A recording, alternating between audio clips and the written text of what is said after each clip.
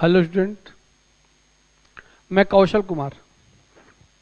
आज एक ऐसे अवसर पर मैं आपके सामने उपलब्ध हुआ हूं जो विशेष नहीं, विशेषतर नहीं, अकल्पनीय दिवस है। आज 2 अक्टूबर है। आज 2 अक्टूबर है। इस 2 अक्टूबर ने हमारे देश को 2 ऐसे अमर सपूत दिए जिन्होंने हमारे देश की स्थापना में अपने जीवन की न्यौछावर करके नींव का काम किया। और आज उस नींव रूपी जीवन न्यौछावर करने वालों को हम याद करते हैं। तो आज 2 लोगों का जन्म दिवस है। एक हैं महात्मा गांधी जी और दूसरे हैं लाल बहादुर शास्त्री जी। तो मैं विशेष संदर्भ में आज भारत के द्वितीय प्रधानमंत्री स्वर्गीय लाल बहादुर शास्त्री जी की चर्चा करूंगा।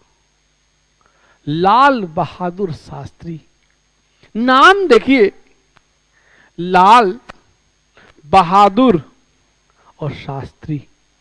लाल रंग हमारे यहां रजोगुण का प्रतीक, तेजी का प्रतीक, स्फूर्ति का प्रतीक माना जाता है। और साथ ही साथ बहादुर, वीरता और शास्त्री, अगर आप जानते हो तो जान लीजिए कि संस्कृत का जो कोर्स होता है उसमें शास्त्री का पद विद्वान व्यक्ति को दिया जाता है। जैसे हम लोग के यहाँ 3 साल कोर्स करने के बाद, उसमें 3 साल कोर्स करने के बाद शास्त्री की पदवी प्राप्त होती। तो इसे नाम से ही उचित है, नाम से द्योतिक होता है कि लाल बहादुर शास्त्री।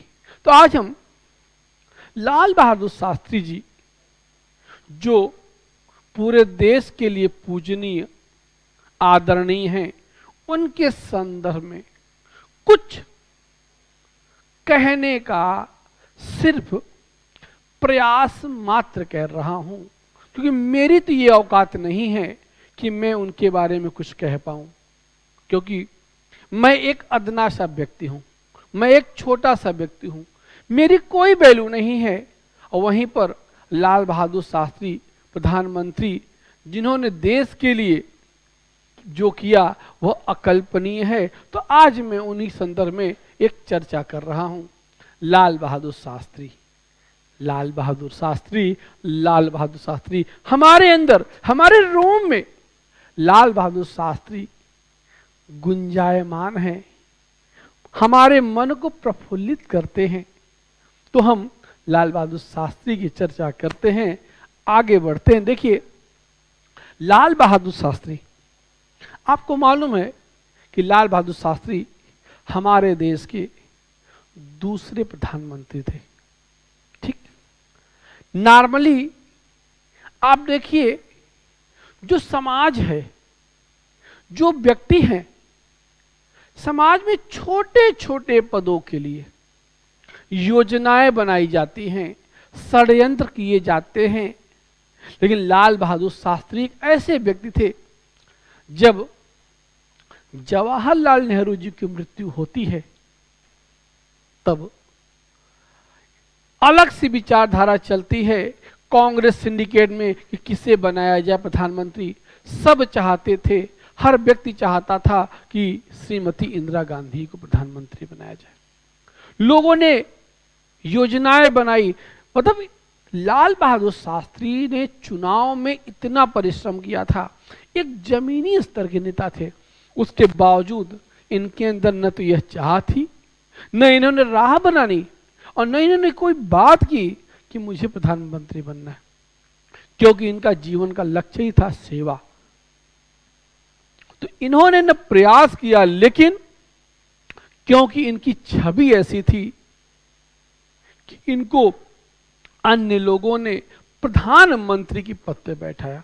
मैं आपको एक बात बताऊं, कि प्रधानमंत्री बनने के बाद तथाकथित रूप से जो इंदिरा गांधी जी थी वो नाराज भी हुई, और जहां पर जो प्रथम प्रधानमंत्री हमारे जवाहरलाल नेहरू जी थे, जब तक वो थे तो वो जो प्रधानमंत्री आवास था वह त्रिमूर्ति भवन हुआ करता था। लेकिन जब लाल बहादुर शास्त्री जी प्रधानमंत्री बने तो त्रिमूर्ति भवन को एक स्मारक के रूप में, संग्रहालय के रूप में स्थापित कर दिया गया। ये कहा गया कि इनके लिए अलग से आवास बनाया जाए। कहने तात्पर्य है मतलब उनके पद को तुच्छ साबित करने का प्रयास किया कि क्योंकि इंदिरा गांधी प्रधानमंत्री नहीं बन पाई। तो कहने तात्पर्य है उन सब चीजों का इन पर कोई फर्क नहीं पड़ा। कई लोग, कई पत्रकार इनसे बात की ना, कोई फर्क नहीं पड़ता। मैं कहां रहता हूं, मैं कहां जाता हूं, मैं कहां आता हूं, इस बात से कोई फर्क नहीं पड़ता है। मेरा उद्देश्य है कि मैं देश की सेवा करूं, क्योंकि देश की सेवा मैं कहीं पर भी रह के कर सकता हूं, चाहे वो त्रिमूर्ति भवन हो और चाहे वो 7 रेसकोर्स रोड हो या मैं अपने गांव में बैठा हूं। इनकी खास बात यही थी। मैं एक छोटी सी घटना की तरफ आपका ध्यान आकर्षित करना चाहूंगा कि इन्होंने एक बार, ये रेल मंत्री के पद पे थे और इनकी माताजी रेल से आ रही थी। इन्होंने किसी को नहीं बताया था। तो किसी कर्मचारी ने उनसे पूछा कि माताजी आपको जाना कहाँ है? तो बोली कि अरे मेरा बेटा तो रेलवे नौकरी करता है। और जब लोगों को सामने आए लाल बहादुर शास्त्री जी तो उन्होंने देखा कि अरे ये तो रेल मंत्री जी की माताजी है। तो उन्होंने उनसे पूछा कि शास्त्री जी, आपने अपनी माता को ये क्यों नहीं बताया कि आप रेल मंत्री हैं? तो उन्होंने कहा कि अगर मैं अपनी माता को ये बताता कि मैं रेल मंत्री हूं तो हो सकता है वो अपने कुछ सगे संबंधियों को नौकरी लगाने के लिए मुझसे सिफारिश करती। क्योंकि वो हमारी माता है तो मुझे मना करना भी उचित नहीं लगता, और उस संदर्भ में मेरे ऊपर ये दबाव बनता कि मैं कुछ अनैतिक करूं। इसलिए अपनी माता को मैंने बताया कि मैं रेलवे में एक कर्मचारी के रूप में कार्य करता। तो इस प्रकार के महान विचार थे। इस प्रकार के महान विचारों से व्यक्ति महान बनता है। इस प्रकार के महान विचारों से व्यक्ति व्यक्तित्व में परिवर्तित हो जाता है। तो ये व्यक्ति व्यक्तित्व के रूप में परिवर्तित हुए। कहने का तात्पर्य है कि व्यक्ति की वास्तविकता। अब देखिए, यही एक बात और है। एक बार रेल दुर्घटना हो गई, एक रेल दुर्घटना हुई। आप देखिए, रेल दुर्घटना हुई, कहां रेल मंत्री और कहां रेल दुर्घटना, दूर दूर तक कोई संबंध नहीं। एक रेल मंत्री एक रेल दुर्घटना के लिए जिम्मेदार नहीं है। लेकिन इन्होंने कहा कि मैं रेल मंत्री हूं, रेलवे से संबंधित छोटी छोटी बात की जिम्मेदारी मेरी है। यहां तात्पर्य क्या है कि देखिए, इन्होंने 4 शब्द एक साथ रखे जाते हैं, आप जानते होंगे। एक होता है राइट, अधिकार, दूसरा होता है ड्यूटी, कर्तव्य, तीसरा होता है उत्तरदायित्व, रिस्पॉन्सिबिलिटी, और जो चौथा होता है वो होता है जवाबदेही, अकाउंटेबिलिटी। इन्होंने कहा कि अगर मुझे ये अधिकार दिया गया है कि मैं रेल मंत्री के पद पे कार्य करूं, तो मेरा यह कर्तव्य बनता है कि मैं अच्छे से कार्य करूं।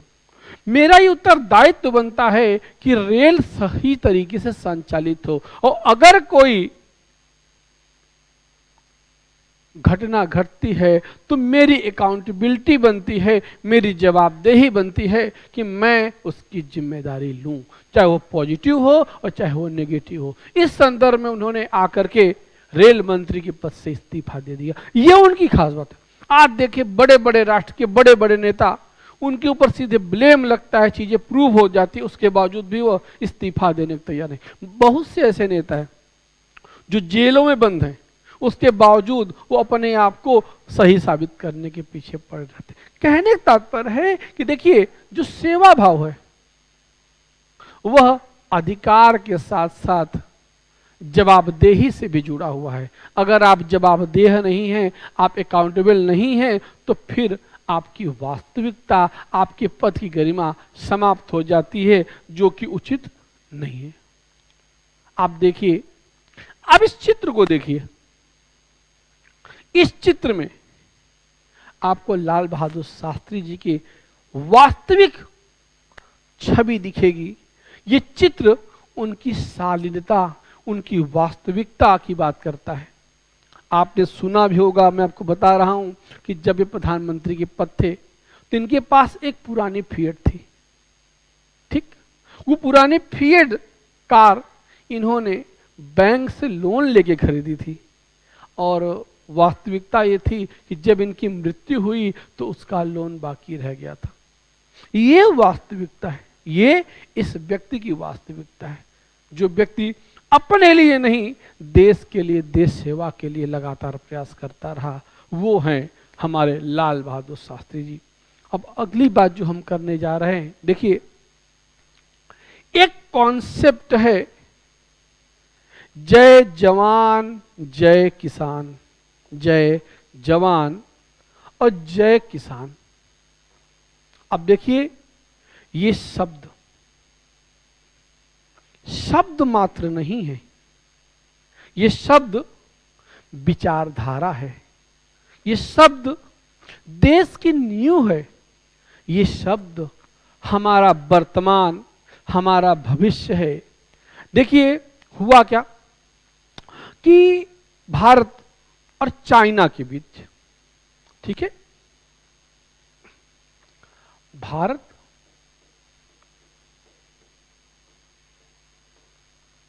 और चाइना के बीच युद्ध हुआ 62 में, 1962 में।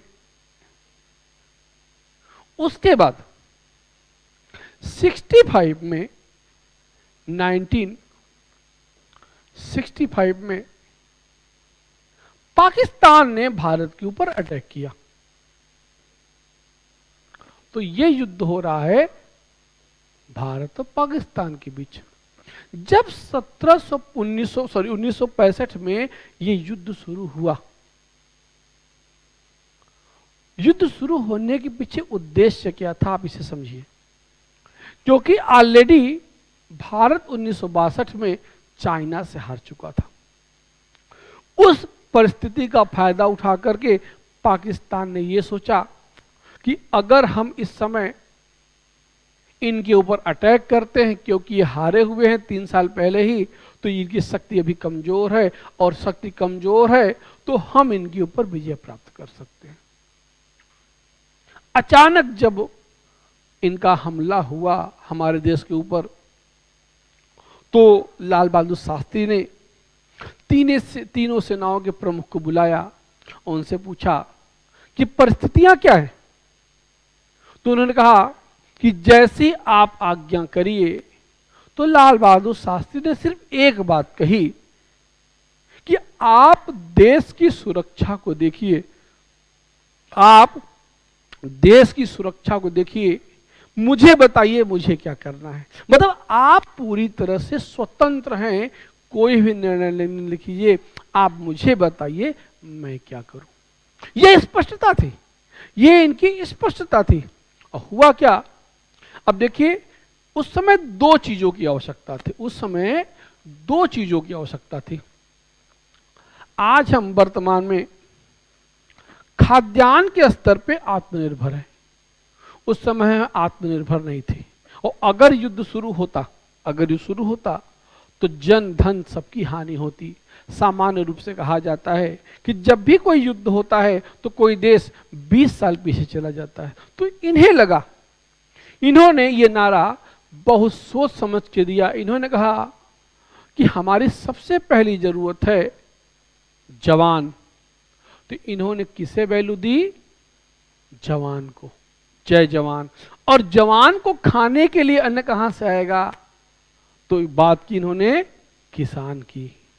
इन्होंने दूसरी वैल्यू किसान को दी। इन्होंने नारा दिया, जय जवान जय किसान, जय जवान जय किसान, जय जवान जय किसान।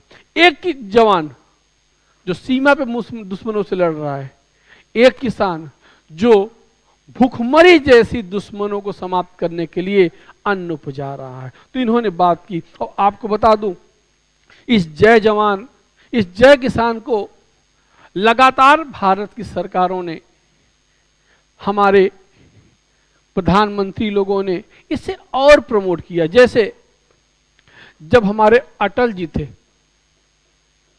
अटल बिहारी वाजपेयी जी, इन्होंने इसमें जोड़ दिया, जय जवान था, जय किसान था, उन्होंने जोड़ दिया जय विज्ञान। क्या कर दिया? जब उन्होंने परमाणु परीक्षण किया, जब उन्होंने 1998 में पोखरण परमाणु परीक्षण कराया, तो उन्होंने जोड़ दिया इसमें कि जय जवान जय किसान और जय विज्ञान।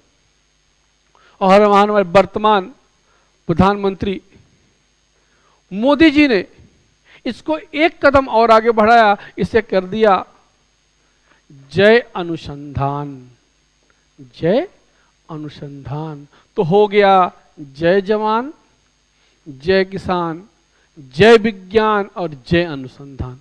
तो जो परंपरा, जो विचार लाल बहादुर शास्त्री जी ने जय जवान जय किसान कह के दी थी, उसको चरितार्थ किया, आगे बढ़ाया जय विज्ञान के माध्यम से अटल बिहारी वाजपेयी जी ने, और नरेंद्र मोदी जी उसे जय अनुसंधान के रूप में आगे ले जा रहे हैं।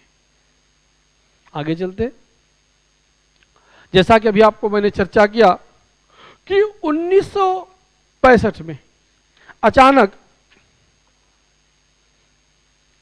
पाकिस्तान ने भारत पर आक्रमण कर दिया। आप सोच के देखिए कि एक व्यक्ति जो शास्त्री जी थे,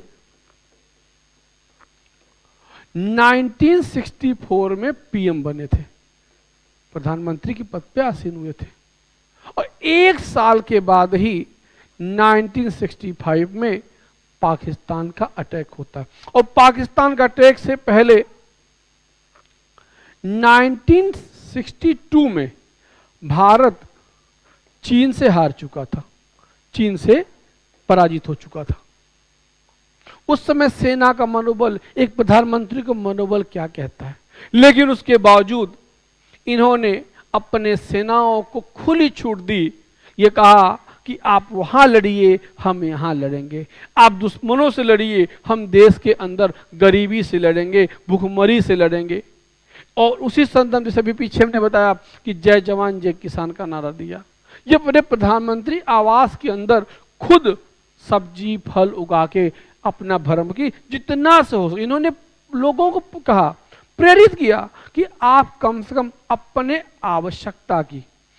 आवश्यकता की पूर्ति के लिए अपने घर में बागवानी कीजिए, से कम आपकी आत्मनिर्भरता बढ़ेगी। और इस संदर्भ में आप देखिए कि उन्होंने 1965 के बाद में पाकिस्तान को धूल चटा दी, लाहौर तक कब्जा कर लिया, और मजबूरी में आकर, दबाव में आकर पाकिस्तान को संधि की जरूरत पड़ी और संधि के लिए समर्पण किया।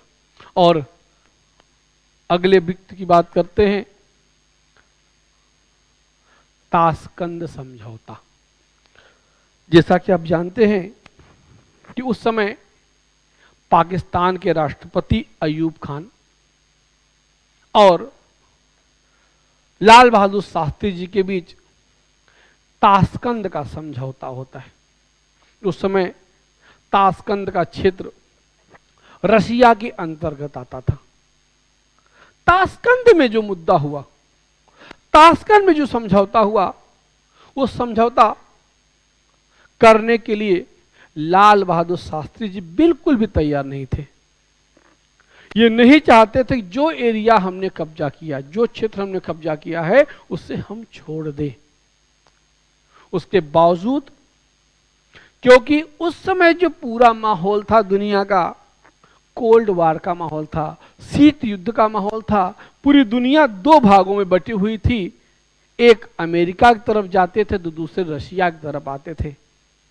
एक कैपिटलिस्ट कंट्री की तरफ जाते थे, एक सोशलिस्ट कंट्री की तरफ आते थे। तो हर व्यक्ति ये प्रयास कर रहा था।